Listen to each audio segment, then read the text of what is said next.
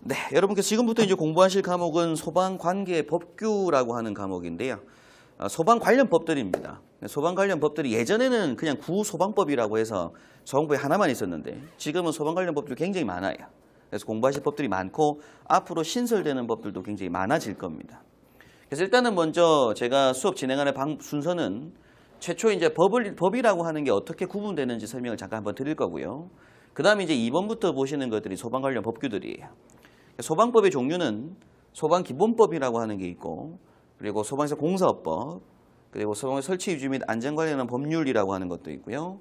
그리고 위험물 안전관리법, 그다음 다중영업소 안전관리 특별법, 기타 이제 초고층 및 지하인계 복합 건축물 안전관리에 관한 법하고, 공공기관 소방 안전관리 규정, 피난 방화구조 기준에 관한 규칙, 그리고 자체 점검 사항 등에 관한 고시, 화재 안전 기준 이런 것들이 사실은 소방 관련 법규들입니다.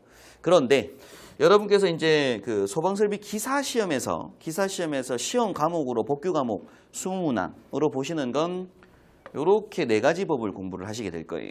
이게 이제 소방설비 기사 산업기사 시험 범위입니다. 시험 범위.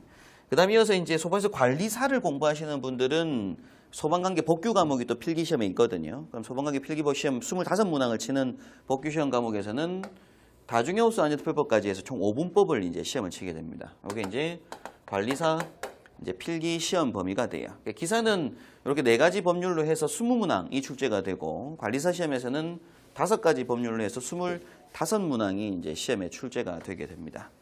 저하고 지금부터 이제 공부하실 법은 이 소방기본법부터 해서 다중법까지 공부를 쭉 진행을 하시게 되는 것들이고, 기타 지금 7번, 8번에 보시는 것들은 어떤 부분들은 소방 관련 법들이긴 한데 필기시험에 나오는 법률들은 아니고요.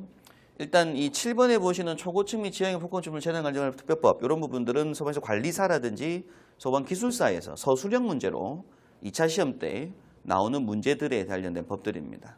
그리고 이 중에 보게 되면 이 제일 밑에 보면 화재안전기준이라고 해서 국민안전처 고시라고 하는 문서가 있는데요.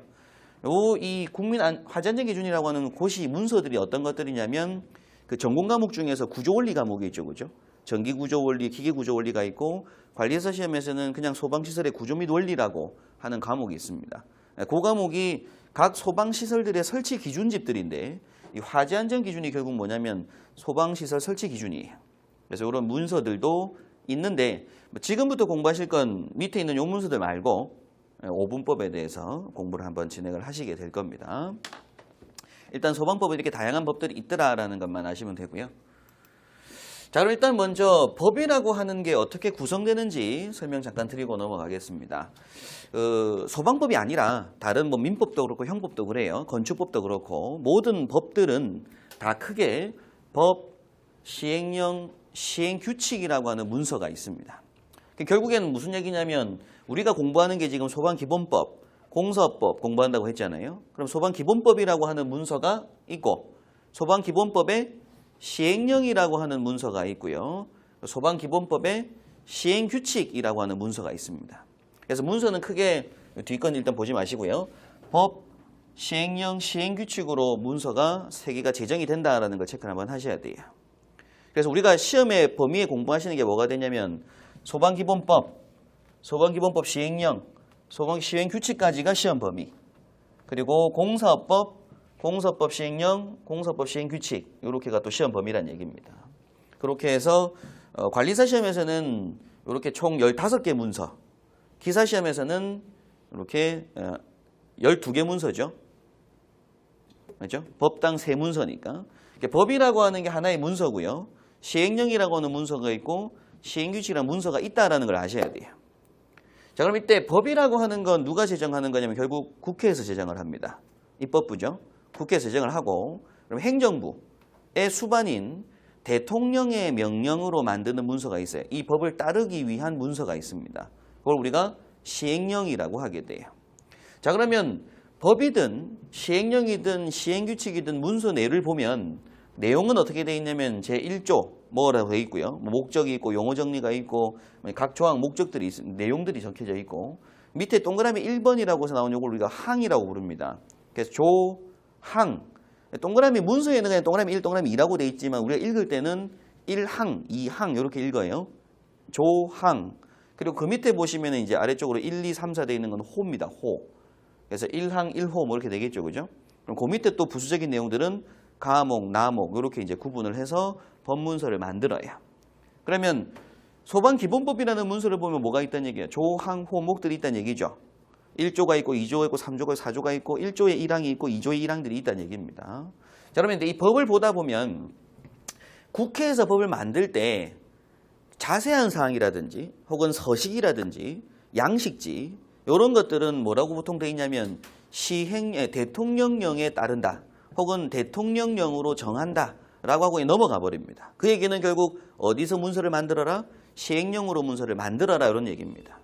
그래서 법을 조항홍어를 읽다 보면 대통령령으로 정한다 라고 했다는 얘기는 그 법 어디에 있을 거라고요? 시행령에 있을 거란 얘기예요.